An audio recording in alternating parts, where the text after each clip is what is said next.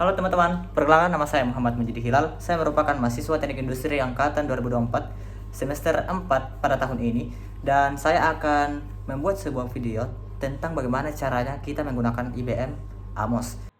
Baik teman-teman, langsung saja kita di IBM Amos. Di mana pada IBM Amos ini kita akan membuat permodelan mengenai data yang didapatkan.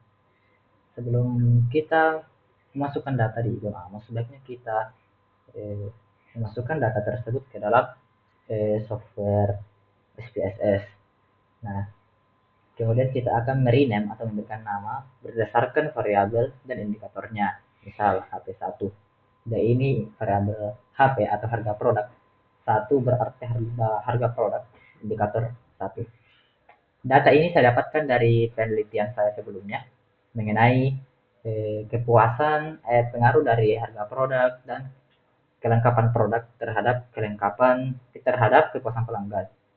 Berarti pengaruh terhadap harga produk ialah variabel yang mempengaruhi, begitupun dengan kelengkapan produk.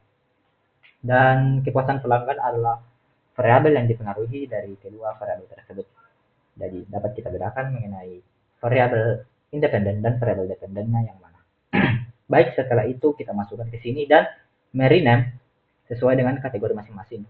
Setelah di rename, kita akan save dan masuk ke pengerjaan Amos. Baik, yang paling pertama yang akan kita lakukan ialah memasukkan data, tapi sebelum itu kita akan mengubah layoutnya menjadi landscape. Landscape legal apply. Oke. Nah, tools-tools yang ada di sini ialah yang pertama kotak itu untuk variabel untuk indikatornya. Yang bulat ini untuk variabel. Kemudian ini sebentar akan saya jelaskan. Title untuk memasukkan title atau memasukkan goodness of it sebentar. Kemudian ini untuk memasukkan variabel-variabel yang telah di-save tadi. Kemudian tunjuk untuk memilih, begitupun dengan yang lainnya.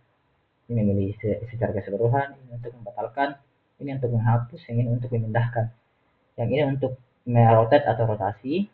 Kemudian yang ini yang bagaikan tongkat sihir itu untuk memperbaiki posisi dari variabel dan tools-tools yang diberikan di dalam IBM Amos.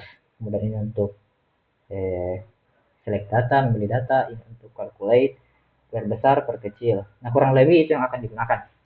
Baik, langsung saja. Yang pertama kita akan masukkan data, file name, kemudian modul 3, 2. Nah, ini merupakan data yang saya dapatkan dari penelitian sebelumnya. Oke. Nah, selesai. Terus setelah itu kita akan membuat strukturnya. Kita buat lingkaran sebanyak 3. Oke. Pencet ini untuk menambahkan indikatornya. Kan tadi ada 10 indikator untuk variabel HP atau harga produk, maka kita akan mencet sebanyak 10 kali 1, 2, 3, 4, 5, 6, 7, 8, 9, 10. Oke, baik. Variabel KP tadi ada variabel KP tadi ada 3. Nah, kita akan buat 3, 1, 2, 3. KPL atau kepuasan pelanggan ada 4 indikator. Terus kita akan memilih. Kemudian kita rotasikan seperti ini.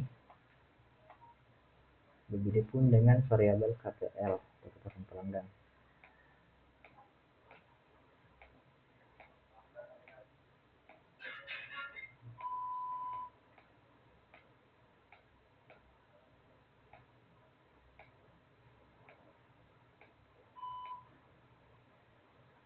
Rotasikan, terus kita pindahkan.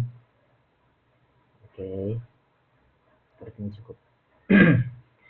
Kemudian setelah ini kita akan memasukkan nama untuk masing-masing variabel. Pertama variabel HP untuk harga produk. Yang di atas ini kita bernama variabel KP, kelengkapan produk, dan di bagian bawah KPL atau kepuasan pelanggan. Setelah itu, nah ini untuk nilai errornya, variabel errornya. Pilih, Kemudian kita akan memindahkannya agar lebih baik. Oke. Nah, ini gunanya untuk memperbaiki tadi. Nah, oke. Pencet ke tiap-tiap bulatan yang telah kita buat. Setelah itu kita akan membuat garis panah yang berarti variabel HP mempengaruhi variabel KP sesuai dengan pengaruhnya masing-masing, sedangkan variabel KP mempengaruhi variabel KPL. Begitupun juga variabel HP yang dapat mempengaruhi langsung variabel KPL. Kemudian diperbaiki, pencet masing-masing. Oke. Nah, setelah ini kita akan memasukkan data yang telah kita berikan tadi dengan cara di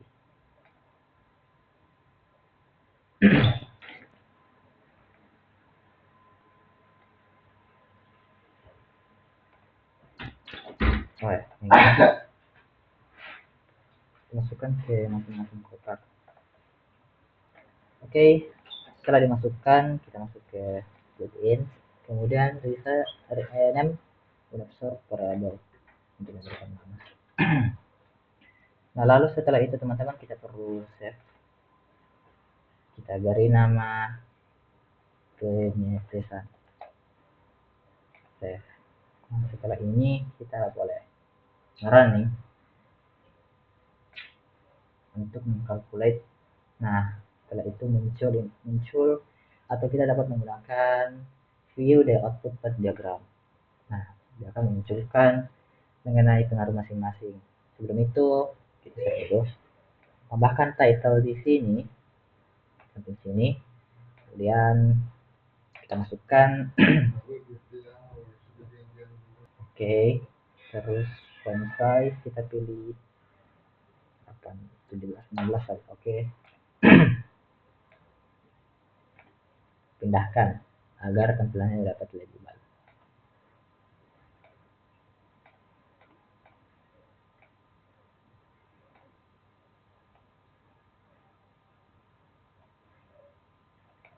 Oke, seperti itu. Baru kemudian kita akan mengkalkulate lagi. Masukkan, nah didapatkan nilai chi-square sama dengan 2,11, probability sama dengan 0,00, RMC sama dengan 0,4 dan seterusnya. Kemudian kita ke view dan text output untuk melihat output secara keseluruhan.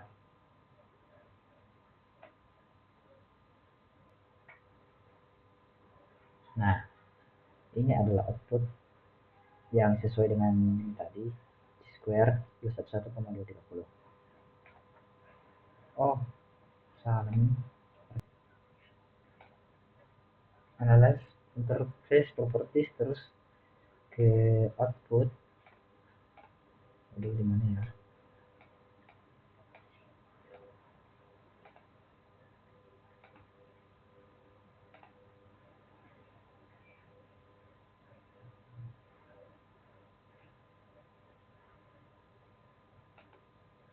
Nah, output kita keluarkan semuanya.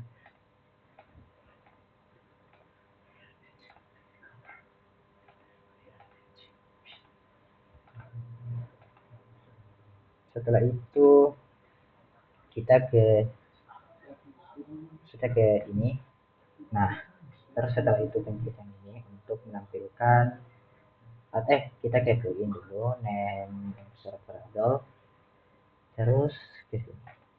Oke, jadi kentara ya mengenai nilai masing-masing per indikator, dan begitupun juga dengan chi-square probability. Masuk ke view, kemudian text output. Oke, terus setelah ini kita save. Lalu setelah di save kita akan melakukan running ulang, calculate ulang. Setelah dilakukan calculate ulang,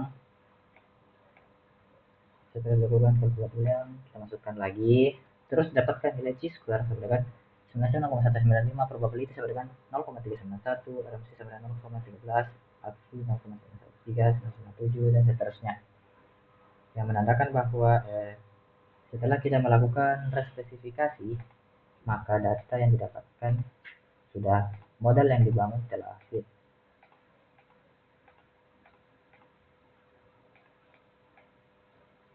Kemudian kita dapat merapikannya melalui tombol yang ini tadi, icon yang ini tadi, dan pada data output, text output. Nah, di sini sudah tidak ada, berarti spesifikasi telah selesai dan model yang telah dibangun itu telah baik. Kita kembali ke estimate. Nah, ini untuk uji hipotesis kita dapat melihat untuk pengujian hipotesis dapat dikatakan diterima jika dia mempunyai nilai CR lebih besar sama dengan 1,96 dan dan nilai P yang lebih kecil dari 0,05.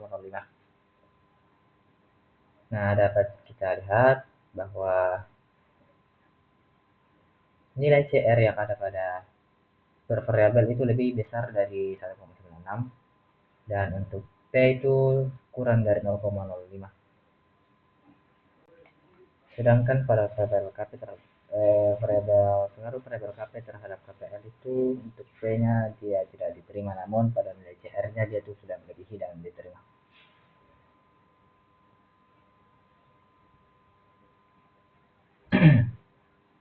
Kemudian pada selanjutnya pada total efek, tabel total efek ini dia menggambarkan mengenai efek pada masing-masing variabel ataupun indikatornya secara total.